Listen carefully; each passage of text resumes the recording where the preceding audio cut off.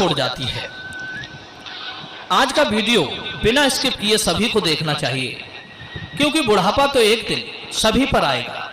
जो आज बालक है वो कल युवा बनेगा, परसों जवान होगा और आगे फिर बुढ़ापा स्वीकार करना ही पड़ेगा। चाहे कुछ भी कर लो, इसमें किसी की नहीं सुनी जाएगी। ऐसा नहीं है कि कोई व्यक्ति अधिक धनवान है तो वो कुछ रिश्वत दे देगा तो बुढ़ापा उस पर असर नहीं करेगा। ऐसा नहीं है कि कोई बड़ा बहादुर है, लोग उससे डरते हैं तो बुढ़ापा भी उसके डर से उसके पास नहीं जाएगा। चाहे कोई ज्ञानी हो, धनी हो, बली हो या गुड़ी हो, सबके सारे हुनर धरे के धरे रह जाएंगे जब बुढ़ापा आपके ऊपर आएगा तब। इसलिए यह जानकारी सबको ध्यान से सुननी चाहिए। इस वीडियो से पता चलेगा कि औलाद बुढ़ापे में साथ क्यों छोड़ जाती है। इस बात को समझने के लिए हमें इस कहानी को ध्यान से सुनना चाहिए। किसी जंगल में एक बड़ा भारी बरगद का वृक्ष था। उस वृक्ष पर हजारों भांत भांत के पक्षी दिन भर किलोले करते रहते थे, या यूं कहिए कि पूरे जंगल के पक्षी उस बट वृक्ष पर विश्राम करने के लिए जाते रहते थे। कुछ पक्षियों का तो वो वृक्ष स्थायी निवास स्थल था। उस वृक्ष पर रहकर पक्षी अपार आनंद की अनुभूति प्राप्त करते थे। कहते हैं हम जब किसी स्थान पर या किसी व्यक्ति के साथ एक लंबे समय तक रहते हैं तो हमें उससे मोह हो जाता है। इसी तरह उस वृक्ष पर रहने वाले सभी पक्षियों को उस बट वृक्ष से मोह हो गया था। एक दिन की बात, जंगल में सूखा पड़ गया। कई वर्षों से पानी नहीं बरसा। जंगल के वृक्ष सूख सूख कर मुरझाने लगे। वो बट वृक्ष भी पानी न बरसने के कारण सूखने लगा। समस्त पक्षी धीरे धीरे करके उस वृक्ष को छोड़कर जाने लगे। जब वो वृक्ष पूरी तरह से सूख गया, उसके पत्ते, डालियां टूटकर नीचे गिरने लगी, तो उस वृक्ष पर रहने वाले सारे पक्षी उस वृक्ष को त्याग कर किसी दूसरे स्थान पर चले गए। केवल एक बूढ़ा गिद्ध उस वृक्ष पर अकेला बैठा रह गया। उसने देखा कि वृक्ष पर रहने वाले सारे पक्षी एक एक करके वहां से जा चुके हैं।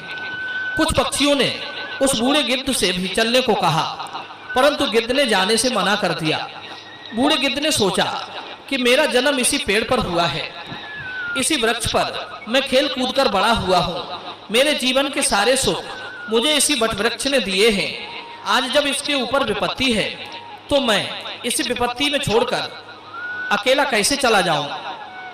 इस वृक्ष ने मुझे पाल पोस कर बड़ा किया है, दुख सुख में मेरा साथ दिया है। मैं इस वृक्ष का ऋणी हूँ। मैं मरकर भी इस वृक्ष को छोड़कर नहीं जाऊंगा। वे लोग बड़े खुदगर्ज होते हैं जो अपने माँ बाप को बुढ़ापे में छोड़कर चले जाते हैं या परदेश में रहकर सुखपूर्वक जीवन यापन करते हैं। घर पर अपने वृद्ध जनों को भूल जाते हैं। ऐसी संतान के लिए धिक्कार है जो अपने माँ बाप के बुढ़ापे का सहारा नहीं बनते। सोचो, जब तुम असहाय थे तब तुम्हारे माँ बाप ने तुम्हारा साथ छोड़ा था क्या? जब तुम बीमार हुए थे तब वे तुम्हें छोड़कर कहीं गए थे क्या? जब तुमने किसी से झगड़ा किया और तुम संकट में पड़ गए थे तो क्या तुम्हारे माँ बाप ने तुम्हें अकेला छोड़ा था? जब उनके मन में किसी अच्छी चीज को खाने की इच्छा उत्पन्न हुई थी तब उन्होंने वो चीज तुम्हें छोड़कर कभी अकेले खाई थी क्या? आज वे बूढ़े हो गए तो तुम्हें उनसे घृणा होने लगी। तुम्हारे लिए उन्होंने इतना किया, तुम उनके लिए इतना भी नहीं कर सकते कि उनके बुढ़ापे की लाठी बन जाओ। दर्शक बंधुओं, बूढ़े गिद्ध ने मरते दम तक वृक्ष का साथ न छोड़ने की कसम खाई। कुछ दिन और बीते तो वो वृक्ष बिल्कुल जर्जर हो गया। उसे दीमक काटने लगी, लेकिन गिद्ध फिर भी उसे छोड़कर नहीं गया। दिन में थोड़ा इधर उधर घूमकर अपना भोजन जुटा लेता था और शाम होने पर उसी सूखे हुए वृक्ष पर आकर बैठ जाता था। इसी तरह से कई रोज बीत गए। जो पक्षी उसे छोड़कर दूसरे स्थान पर चले गए थे, उन्होंने सोचा कि गिद्ध काका अभी भी उसी सूखे वृक्ष पर बैठे रहते हैं, क्यों ना हम सब मिलकर उनके पास चलें और उन्हें समझा बुझाकर अपने पास बुला लाएं। यही सोचकर कुछ पक्षी बूढ़े गिद्ध के पास गए और उन्हें अपने साथ चलने का आग्रह किया। कहने लगे, गिद्ध काका, तुम कहाँ इस सूखे हुए वृक्ष पर बैठे रहते हो?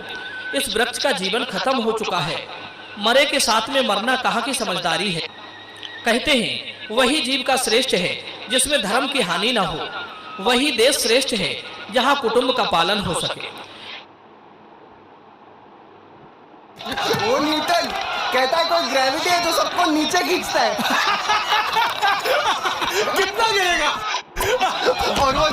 कहता हाँ कुटुंब का पालन हो सके। ये वृक्ष बिल्कुल जर्जर हो गया है, दीमक इसे रात दिन गलाए जा रही है। किसी दिन हवा के तेज झोंके के साथ ये गिर जाएगा, फिर तुम कहाँ जाओगे? विद्वान लोग कहते हैं कि शत्रु, कर्जा, अग्नि, बीमारी, इन चारों को समय रहते दबा देनी चाहिए। जो इनसे अपना समाधान नहीं करता वो बेमौत मारा जाता है। ठीक इसी प्रकार तुम्हें भी इस वृक्ष को छोड़कर किसी खुशहाल स्थान पर अपना निवास बना लेना चाहिए। मित्रों, समस्त पक्षियों के समझाने पर भी बूढ़ा गिद्ध उस वृक्ष को छोड़ने के लिए तैयार नहीं हुआ। कहने लगा, भाइयों, ये वृक्ष मेरे माँ बाप के समान है। मेरे माता पिता मुझे जन्म देकर इसी वृक्ष पर मुझे छोड़कर चले गए थे। उनके जाने के बाद मैं इसी वृक्ष पर खेलकर बड़ा हुआ हूँ। जीवन के सारे सुख मैंने इसी वृक्ष पर पाए हैं। बचपन से लेकर बुढ़ापे तक का सफर मैंने इसी वृक्ष पर तय किया है। अब इस मुश्किल घड़ी में मैं इसका साथ छोड़कर कैसे चला जाऊं? ये मेरी सबसे बड़ी खुदगर्जी होगी। कहते हैं भक्त, सेवक और शरणागत जो ये कहता हो कि मैं आपका ही हूँ, इन लोगों को संकट पड़ने पर भी नहीं छोड़ना चाहिए। जो इन्हें संकट में छोड़कर जाता है उन्हें बहुत बड़ा पाप लगता है। और जिसने अपना पालन पोषण किया हो, दुख सुख में साथ ना छोड़ा हो, ऐसे माता पिता को छोड़ता है तो वो जघन्य अपराध का भागी होता है। उन संतानों को कभी मनुष्य की योनि में जन्म नहीं मिलता। गिद्ध ने कहा, मैं अपनी मृत्यु तक इसी वृक्ष पर रहूंगा। आप लोग जाइए यहाँ से। गिद्ध की बात सुनकर सारे पक्षी निराश हो जाते हैं। वे लौटकर वापस चले जाते हैं। कुछ तो कहने लगे, भैया, इस बूढ़े गिद्ध के साथ साथ इसकी बुद्धि भी सटिया गई है, इसलिए उसे हमारा समझाना अच्छा नहीं लगता। अगले दिन कुछ पक्षी उसे फिर समझाने के लिए आए, लेकिन गिद्ध ने जाने से फिर मना कर दिया। इस बार सारे पक्षी लौटकर अपने घर नहीं गए। वे सीधे इंद्र के पास पहुंचे और उन्हें सारी बात बताई कि हे भगवान, हम जिस वन में रहते हैं वहाँ कई वर्षों से पानी नहीं बरसा है। पूरा जंगल पानी से शून्य है। पेड़ पौधे सब सूख चुके हैं। जंगल के सभी जीव जंतु जंगल छोड़कर दूसरे स्थान पर चले गए हैं। पर दुख की बात यह है कि जिस बरगद पर हम लोग रहते थे उसी बरगद पर एक बूढ़ा गिद्ध भी रहता था। एक बूढ़ा गिद्ध भी रहता है। उसी बरगद पर एक बूढ़ा गिद्ध भी रहता है। हम लोग तो चले आए, पर वो गिद्ध उस बरगद को छोड़कर कहीं नहीं जाना चाहता। वृक्ष सूख कर जर्जर हो चुका है, वो कभी भी गिर सकता है। हम लोग उन्हें समझाने गए थे, पर वो फिर भी उस वृक्ष को छोड़ने के लिए तैयार नहीं हुए। वो कह रहे थे कि मरते दम तक मैं इस वृक्ष का साथ नहीं छोड़ूंगा। इसीलिए हे भगवान, आप स्वयं चलकर उन्हें समझा दीजिए, शायद वो आपका कहना मान जाए। दर्शक बंधुओं, पक्षियों के निवेदन को इंद्र ने स्वीकार कर लिया और इंद्रदेव उन पक्षियों के साथ उस वन में जाकर उस बूढ़े गिद्ध को समझाने लगते हैं। हे गिद्धराज, मैं देवराज इंद्र तुम्हें समझाने आया हूँ। ये वृक्ष बहुत ही जर्जर स्थिति में पहुंच गया है। इसकी डालियां सूखकर गल चुकी हैं। इस पर छाया के लिए एक भी सूखा पत्ता नहीं बचा है और आप भी बहुत बूढ़े हो चुके हो। किसी दिन ये वृक्ष गिर गया तो आपकी मृत्यु हो सकती है। इसलिए इस वृक्ष को छोड़कर किसी सुरक्षित स्थान पर चले जाइए। दर्शक बंधुओं, इंद्र की बात सुनकर बूढ़ा गिद्ध कहने लगा, हे भगवान, एक बात बताओ, जब मेरा जन्म हुआ था तो मेरे माता पिता मुझे इसी वृक्ष पर छोड़कर स्वर्ग सिधार गए थे। मैं जब असहाय था तो मुझे इसी वृक्ष ने पाल पोसकर बड़ा किया। मैं इसी पर खेला कूदा हूँ, इसी पर रहकर सारे सुख उठाए हैं। इसी वृक्ष पर रहते रहते मैं बूढ़ा हो गया। मेरा पूरा जीवन इसी वृक्ष की छांव में बीता है। आज जब इस वृक्ष पर विपत्ति आ गई तो मैं इसे छोड़कर कैसे चला जाऊं?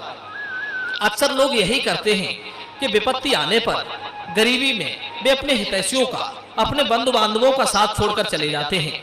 मैं उन मतलबी लोगों की तरह नहीं हूँ।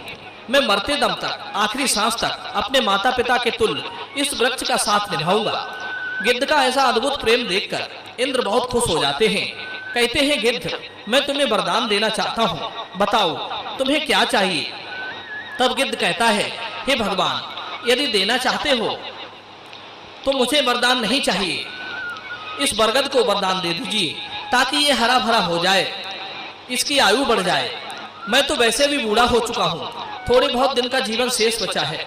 मेरे बाद इस वृक्ष की छाया में हजारों पक्षी सुखी रहेंगे, सबका भला होगा तो मुझे भी खुशी होगी। गिद्ध की बात सुनकर इंद्र ने उस वृक्ष को फिर से हरा भरा बना दिया। पूरे जंगल में पानी बरसा दिया। सारे जंगल के वृक्ष फिर से हरे भरे हो गए। चारों तरफ हरियाली छा गई।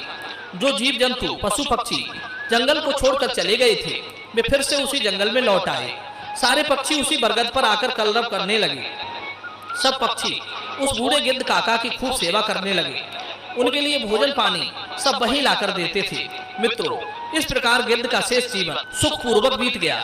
हमें भी इस कहानी से सीख लेनी चाहिए कि अपनों का बुरे वक्त में कभी साथ नहीं छोड़ना चाहिए। खास करके जिसने आपको जन्म दिया है उस माँ का और पालन पोषण करने वाले उस पिता का। वो आपके जीवन दाता है। आपको पाल पोस कर बड़ा करने में उन्होंने बहुत तकलीफ उठाई है। उनके बुढ़ापे में यदि आप सहारा नहीं बन पाए तो वो जीवन किसी काम का नहीं रहेगा। दर्शक बंधु, ये वीडियो यदि पसंद आया हो तो वीडियो को लाइक करना और चैनल को सब्सक्राइब